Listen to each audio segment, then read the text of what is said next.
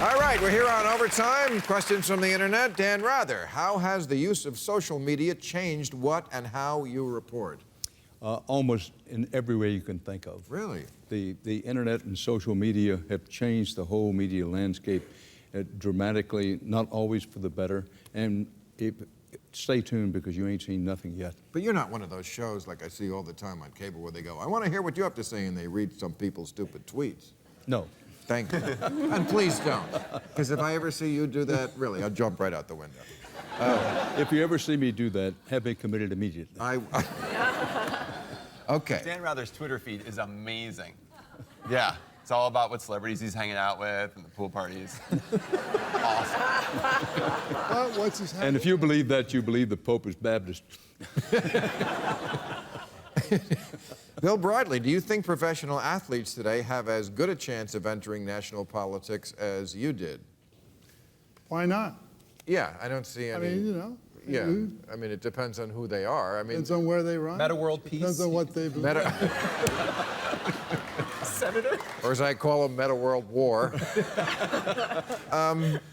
Yeah, I mean, Jeremy Lin of the Knicks playing Great kid. What? Great kid. But he went to an Ivy League school, didn't he? He did. He went to Harvard. He went to Harvard. You went to Princeton. Works hard. He improves. And all he needs is a team that moves without the ball. So he can...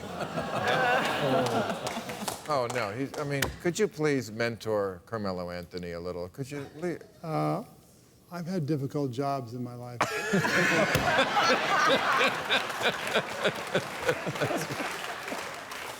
Okay. Joel Stein, why pursue manliness when passive aggression has brought you so much success? That's an excellent question. It only got me so far, though, especially even with my wife. There's a limit to passive aggressiveness in a relationship. Okay. I'll let you get away with that, that dodge. Michelle, why do you think austerity measures are being rejected across Europe as evidenced in some recent elections, and how will that translate to the election here in the U.S.? Wow, that's a wonky one. Yeah, that's a wonky one. So people really hate it when their taxes go up and their salaries go down. So they want to reject it. But when you run out of money, those are the kind of things that happen. What was the second half? What's the impact here in the United States? Translate to the election this year. Well, I think that we can look at Europe and say if we don't curtail our spending in some way, we have more time than they do. They've run out of time, but we have time, and we should look at that. What do you think is going to happen at this G8? I mean, I've heard talk that they are going to propose Greece getting off the euro. I find that very hard to believe. I think at this stage we would still get some kind of, I think we're more likely to get concessions from Angela Merkel about being more lenient towards Southern Europe. It seems like Germany's at the end of their patience, and we know what happens then. But you know, you brought up this in the show, the whole issue of the financial war. A lot of people in Europe think, wow, we got the euro to prevent war, but it really feels like Germany's just taking over all over again, was what they say behind closed doors. But you kind of can't blame the Germans. I mean, look, let's not kid ourselves. We've all traveled through Europe. People are very different. They may use the same currency, but they're not the same people. The Germans just do work harder. It's just in their blood. Well, it's sunnier in Greece. I mean, Rome. Would you want to work? Exactly. As opposed to it. We are different in this country. You turn the creativity and the innovation of this country, you spark that, you nourish that, and you can turn the economy around. All of these questions are deep in that, but we have to understand that we are somewhat different. We're in danger of the same thing happening that's happening in Greece and in Europe. But if we emphasize, particularly education at every level, stop squeezing the middle class, and develop out of the middle class people who innovate new products. Facebook is a recent example of it. You may not like the example, but we have a tremendous creativity and innovation in this country. And if we can just spark that, if we can nourish it a little bit, we're going to be okay. Facebook, Google, and Apple, worth $800 billion. So we're not quite done yet. I agree. There's something really crucial, the difference between the U.S. and Europe. Remember, the legal structure is so different. In Europe, everything is prohibited until it's allowed. So you have to wait for permission from many, many bureaucrats to get anything. Here in the United States, everything is allowed until it's no longer permitted. You've never renovated your home, clearly. Well, We know that is not what happens in this country. You've never owned a that's business, just you've never... it's the slippery slope of That's too much right. regulation right there. That's where it starts. I mean, I can't cut down trees on my own property. Yeah. No, really. I mean, well, there's 4 species that are I learned how to endangered. do that in my book. You just need a chainsaw. But they could literally take me to jail for doing it. Oh. If I cut down trees that are endangered, See, too much government.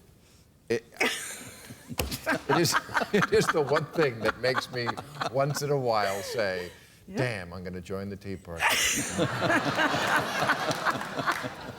Jeremy, why is getting involved in Yemen a danger to American interests? Well, You were just there? I was just in Yemen. Look, the fact is that Did you chew the cot? I did chew the cot. Everyone chews the cot. Yes, in Yemen. I've read about that. Everyone Somalia, except- Yemen, in that part of the world, cot. It's like Right. it's like a cross between pot and the coca leaf. It's a stimulant, and you chew it, and you get this sort of Dizzy Gillespie pouch, in your cheek. Does it make you high? And it's an upper. It's a stimulant, and the Yemenis call it building castles in the sky. You sit around, you chill in a diwan, you hang out. It's where all the business is done. The whole country stops working at 2 o'clock. It's completely full of half-done construction projects because everyone goes to buy their cot at about 10 o'clock. By noon, they're figuring out where they're going to chew the cot. By 2, they're chewing the cot. By 4, they're stoned. And by 8 o'clock, they've made plans to invade Saudi Arabia. But here's the crazy thing about this. We've taken our war on drugs to an extreme. The only people in Yemen not chewing cot are CIA agents because they're banned from chewing cot. So they can't go to where truly, U.S. diplomats cannot chew cot. Spies, U.S. employees not allowed to chew cot. It's where all the intelligence would come from a meeting with people at a cot chew to make a plan, to get permission. So being a journalist there, any journalist who's serious is going to go to cot chews. Why can't they just have something that looks like cot? Say, no, I brought my own oregano. cot.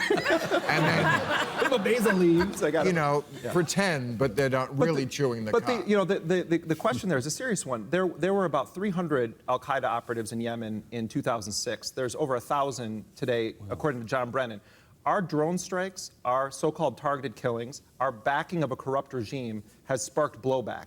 And we are chasing down people that don't represent a tiny fraction of the threat that huge financial institutions in this country to the actual security of Americans. We're afraid of underwear bombers when we have a financial bomb in this country, and we have overkilled that situation. And we're going to pay the price because we are creating enemies in killing innocent people there, in backing corrupt regimes throughout the Middle East that will have a legitimate, real reason to fight the United States, not a crazy reason. That we will have taken people from their own families. And that's what I saw on the ground in Yemen. People saying, we are going to join with those fighting you because of what you've done to us. That's serious stuff. That's blowback. And that's what we're seeing in Somalia, Pakistan, Yemen, and beyond. I mean, and this is Mr. Sharia law, Barack Obama, that's presiding over this policy. And I can't wait for the foreign policy debate. What's Mitt Romney going to say? Israel, Iran, Israel, Iran. He'll have nothing to say because Obama does their game better. But in American presidential elections, foreign policy rarely. No, that's true. I'm just saying I want to see that debate. My point is, I doubt you actually see that debate. Right. Dan, you're killing me, man. All right. Can we buy this cot stuff on the internet? Thank you, everybody. Thank you. We'll see you next week. Real Time with Bill Maher. Ask Bill and his guests your questions right after the show at HBO.com.